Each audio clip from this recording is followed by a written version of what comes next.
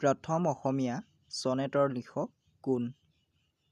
এই প্ৰশ্নটোৰ শুদ্ধ উত্তৰটি হৈছে হেমচন্দ্ৰ গোস্বামী।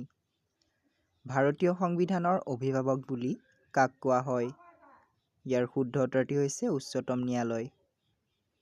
অলকানন্দা কবিতা সংকলনৰ ৰচক কোন আছিল? ইয়াৰ শুদ্ধ উত্তৰটি হৈছে নলিনীৱালা দেৱী। এখন ৰাজ্য চৰকাৰৰ মুৰব্বী কোন? ইয়াৰ শুদ্ধ উত্তৰটি হৈছে মুখ্যমন্ত্ৰী। পিছৰ প্ৰশ্ন, এছিয়া মহাদেশৰ আটাইতকৈ ডাঙৰ মানৱ নিৰ্মিত পুখুৰী কোনটো? উত্তৰ জয়সাগৰ পুখুৰী।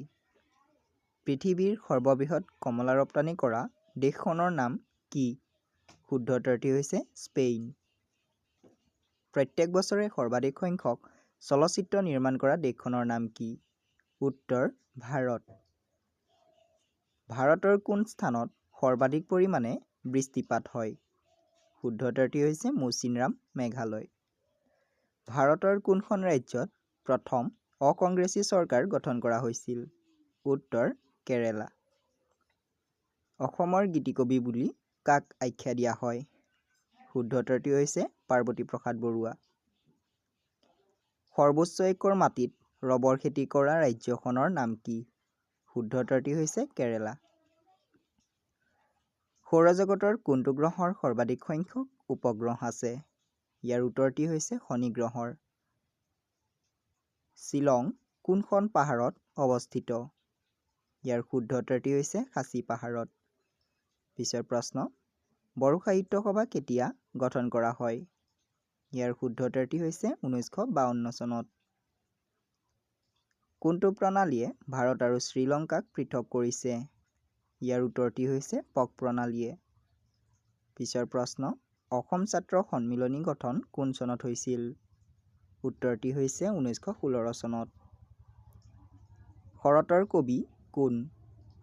ইয়াৰ শুদ্ধ উত্তৰটি হৈছে পাৰ্বতী প্ৰসাদ বৰুৱা। অসমত শালি ধানৰ খেতি প্ৰৱৰ্তন কোনে কৰিছিল? ইয়াৰ উত্তৰটি হৈছে আহোমসকলে।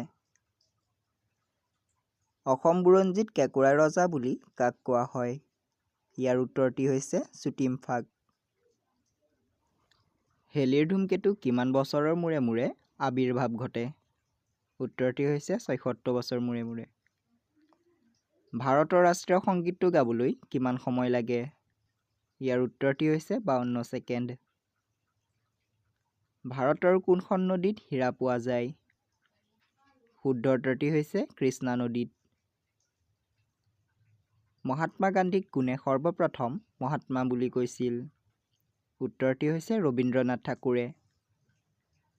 ভাৰতীয় ৰিজাৰ্ভ বেংক কেতিয়া স্থাপন কৰা হৈছিল? শুদ্ধ উত্তৰটি হৈছে 1935 চনত। ভাৰতত সৰ্বপ্ৰথম মেট্ৰ' ৰেল কেতিয়া চলিছিল? শুদ্ধ উত্তৰটি হৈছে 1984 চনত কলকাতাত। কোনখন ৰাজ্য অসমৰ উত্তৰত অৱস্থিত? উত্তৰটি হৈছে অৰুণাচল প্ৰদেশ। নামঘোষাৰ আন এটা নাম কি? ইয়াৰ শুদ্ধ উত্তৰটি হৈছে হেজাৰী ঘোষা। ৰামায়ণ অসমীয়ালৈ কোনে অনুবাদ কৰিছিল? ইয়াৰ শুদ্ধ উত্তৰটি হৈছে মাধৱ কন্দলীয়ে। গদাধৰ সিংহৰ পত্নীৰ নাম কি আছিল? ইয়াৰ শুদ্ধ উত্তৰটি হৈছে জয়মতী কুঁৱৰী। নিম্নলিখিত কোনখন নদী নগা পাহাৰৰ পৰা উৎপত্তি হৈছে? শুদ্ধ উত্তৰটি হৈছে ভোগদৈ। আহোমৰ প্ৰথম ৰাজধানী ক'ত আছিল? উত্তৰ চৰাইদেউত। শৰাইঘাটৰ যুদ্ধত আহোমক নেতৃত্ব দিয়া সেনাপতি কোন আছিল? উত্তৰটি হৈছে লাচিত বৰফুকন। অসমলৈ মান কোনে আনিছিল?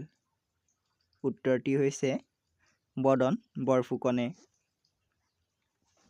বৰাইল পৰ্বতৰ সৰ্বোচ্চ শৃংগটোৰ নাম কি? উত্তৰ থেইপিবাং। পিছৰ প্ৰশ্ন, আহোমৰ শেষ ৰাজধানী ক'ত আছিল? শুদ্ধ উত্তৰটি হৈছে যোৰহাটত।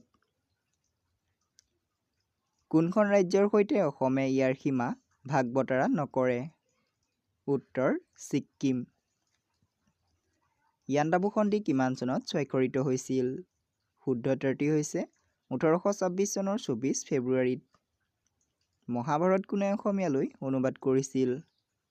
উত্তৰটি হৈছে ৰাম সৰস্বতীয়ে। শৰাইঘাটৰ যুদ্ধ কাৰ কাৰ মাজত হৈছিল? শুদ্ধ উত্তৰটি হৈছে আহোম আৰু মোগলৰ মাজত ১৬৭১ চনত। ভট্টদেৱৰ সম্পূৰ্ণ নাম কি? উত্তৰ বৈকুণ্ঠনাথ ভাগৱত ভট্টাচাৰ্য।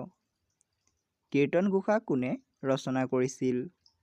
ইয়াৰ শুদ্ধ উত্তৰটি হৈছে শংকৰদেৱে।